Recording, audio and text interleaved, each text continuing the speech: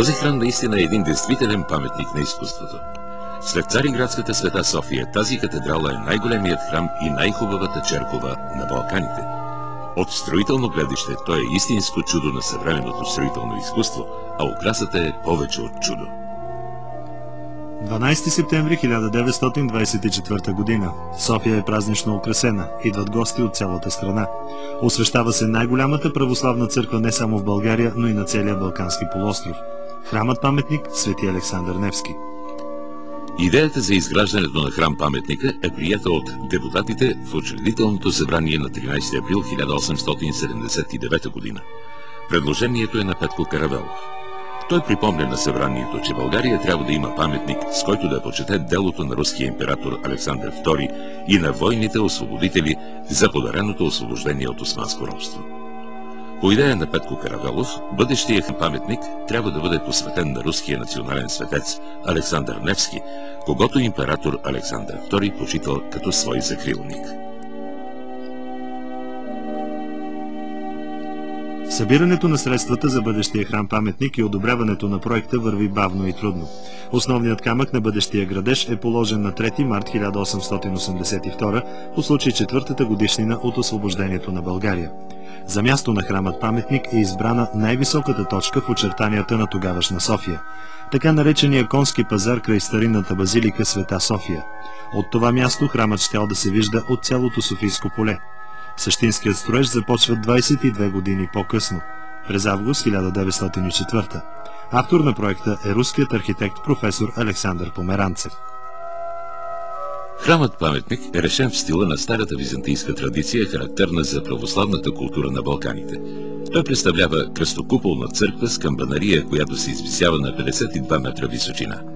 Целият корпус е издигнат само от тухли, общо 14 000 кубически метра. Застроената площ е 2600 квадратни метра. Свети Александър Невски е първият храм в историята на църковното строителство по нашите земи, чието основни куполи са златни. Позлатената площ възлиза на около 700 квадратни метра. За този необичаен за нашите условия разкош, българската хазна отпуска 70 000 лева. Вътрешността на храмът-паметник също е внушителна. Тя събира 4500 богомолци. Пространството е разделено на 3 олтара. Централният е посветен на храмовия патрон Свети Александър Невски, северният на славянобългарските първопросветители светите Кирил и Методий, а южният на свети княз Борис Покръстител. Главният иконостас се проектира в необичаен за българските храмове стил. Той е изграден като параклис, един вид храм в храма. Над Светия престол е издигнат балдахин във вид на купол. Зоографисването на храма е разпределено между 13 руски и 11 български художници, едни от най-изявените имена в своите страни. Сред тях Виктор Васнецов, Пьотър Мясоедов, Алексей Корин, Николай Бруни, Антон Митов, Иван Мърквичка, Август Розентал, Никола Петров, господин Желясков. През 1912 година строителната комисия, която контролира изграждането, приема храма за завършен. Такава внушителна православна църква на Балканите не е строена от средновековието насам.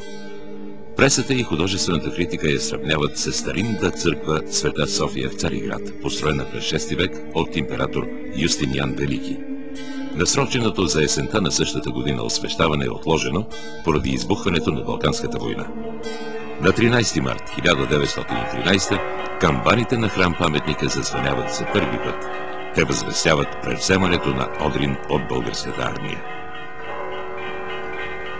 От приемането на идеята за построяването на храм-паметникът Свети Александър Невски до неговото освещаване изминават 45 години. През това време на българския престол се сменят 3 владетели, всеки от които по свой начин е свързан с историята на храма. Княз Александър I полага основния камък. Градежът на църквата започва при цар Фердинанд, а освещаването става в първите години от царуването на Борис III. Едва през септември 1924, когато България започва да се оттърсва от следвоенната криза, храмът отваря врати за богослужение. Освещаването е извършено в 3 последователни дни – на 12, 13 и 14 септември, като всеки ден на един от 3 олтара е отслужена тържествена литургия с православния ритуал за освещаване. В богослужението участват всички синодални архиереи. Свети Александър Невски получава статут на ставропигиален храм, т.е. пряко подчинен на Светия синод на Българската църква. От 10 май 1953 той е и патриаршеска катедрала.